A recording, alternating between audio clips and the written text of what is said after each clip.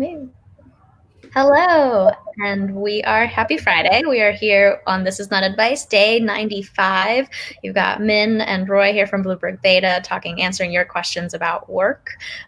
This week we've been talking about Startup First, and we have a special guest here, Joe. Roy, do you want to share more about Joe, and I'll ask the question? Yeah, I just want to say we're always proud when we get to talk with founders who are our customers. And in this case, we're talking about how you serve your customers. So it's just going to get a little bit meta.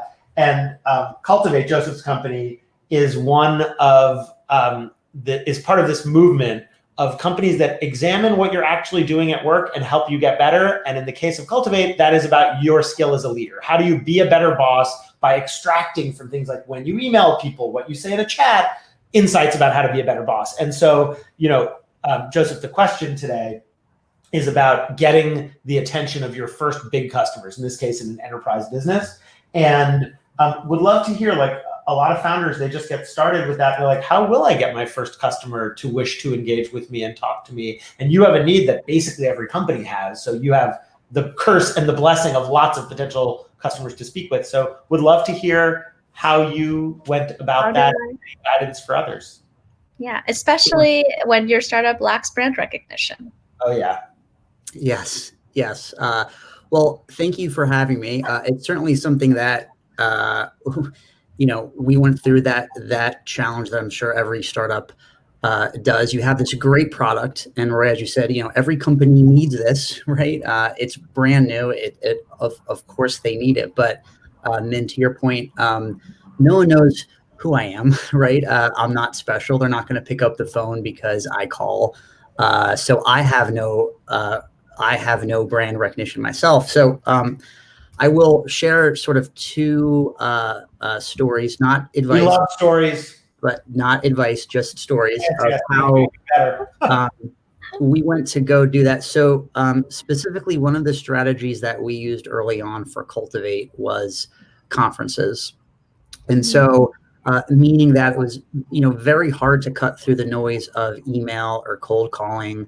And so the way that I got our early customers to look at Cultivate, to understand Cultivate, was to go to conferences. And the smaller and the nerdier, the better, right? And so what we would do is I would try to identify the specific buyers that I thought would be interested in Cultivate. And I got very narrow, whether for us, that was people in people analytics or leadership development. And I would go to conferences and I would look who was speaking at the conference, right? And typically at conferences, they get folks from large enterprises to speak.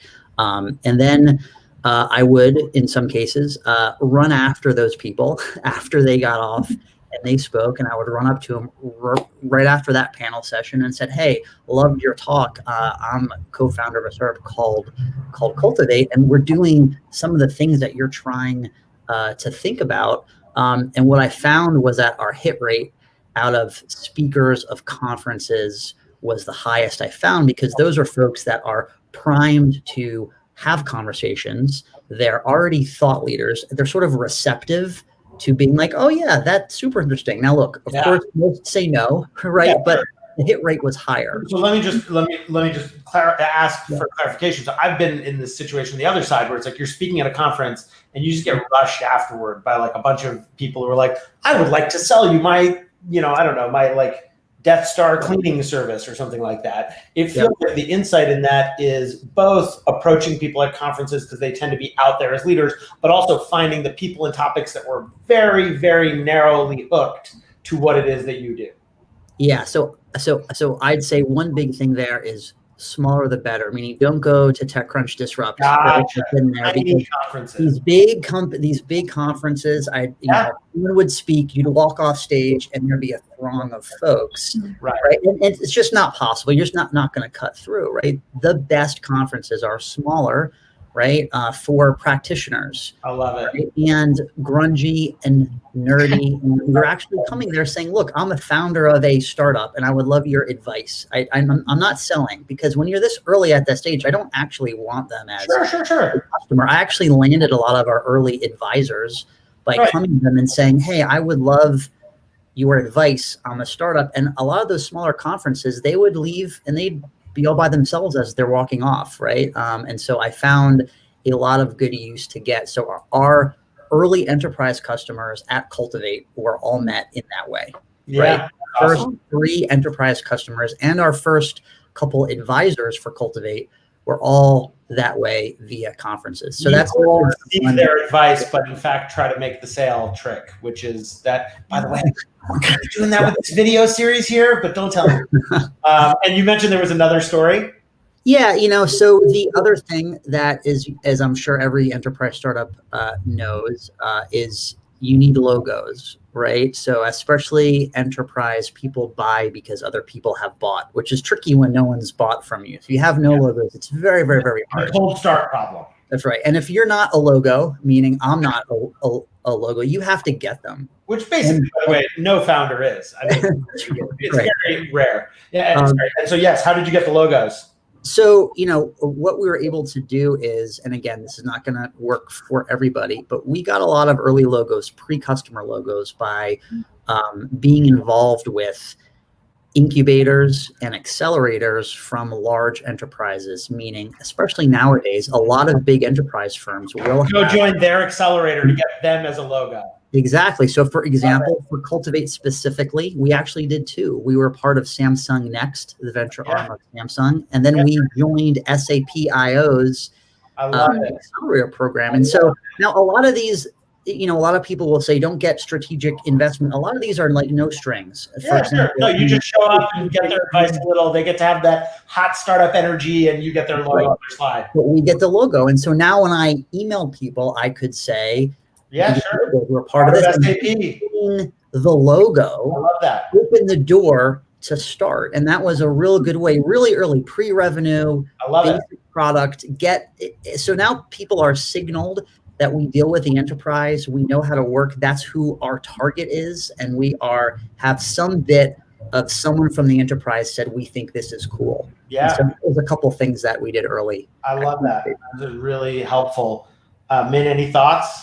No, it's timely, that second point, right? Because yesterday, Joe, actually, the question was like, do I join an accelerator? And one of we didn't even talk about the corporate accelerators. Yeah, and like you're an example of like, depending on the kind of accelerator and what you're looking for, there's a very valid reason to join one that is more enterprise focused and actually has a different kind of brand reputation. And we had Bo Ren on from Samsung Next earlier. It's just great to see all the dots connect. I'll just say, from an investor perspective, we often see logos show up of these adventurous companies, and so they can get diluted, right? And so if there's 1,000 companies in the accelerator changes, the one that was my favorite was, there was a while where I couldn't find it. We don't invest in Series Bs, but we would see pitch decks for things. People would send them to us and ask for perspective, and I couldn't find a Series B enterprise pitch deck that didn't have Tesla as a customer. I was like, oh, I get it. Every company that shows up, Tesla's like, yeah, we'll be your customer. Give it to us for free. And they're just basically selling their logo to VC pitch decks to get cheap software, which is yet another example of Elon's sly genius. That's right. But, I think there is a difference. So from an investor perspective, I think you would look at that differently. You could probably totally see than other customers. But from an buyer, right? If I'm going to email someone at a big enterprise, they just see those words there and they go, oh, there's something here. This isn't out of someone's garage here, right? Let me sort of borrowing their brand. You are borrowing their brand. Oh, that's super. Joseph, thank you. Really appreciate that insight. It's a great, quick hit on ways for folks to get a leg up, and we appreciate that. Even though it is not advice, you're giving them stories that may inspire. Not advice. It's not advice at all. Min, anything we got to know about for next week? No, next week we'll be barreling towards episode 100, actually. And so we'll have a couple special folks on for that week as well. And so continue sending us your questions and guest recommendations. And we'd love to and hope you tune into This Is Not Advice next week. Yes, and we'll take a pause for a minute after episode 100 because election, I'm getting very, I just can't think straight. So, I would like to be able to think straight. But Joseph, thank you for joining us and for building Cultivate, an incredible opportunity for leaders to learn about how they can be better leaders, and hope to have you back. Fantastic. Thank you both. Bye.